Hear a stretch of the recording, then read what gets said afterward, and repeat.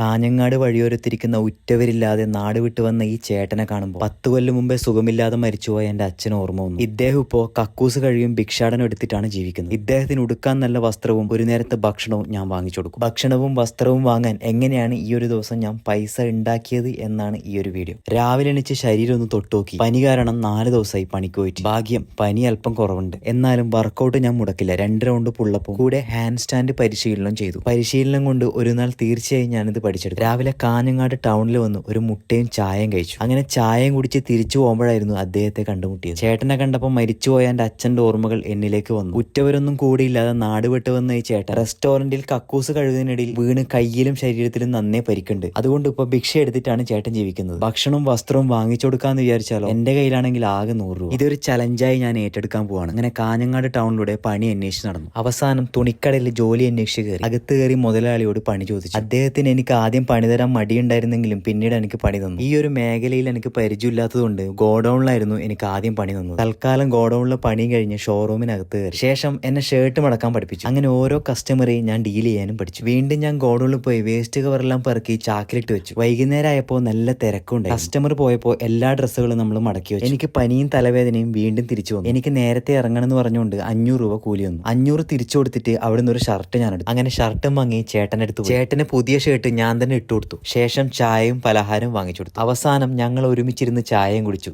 ഞങ്ങളിപ്പോൾ ഒരുപാട് സന്തോഷിക്കുകയാണ്.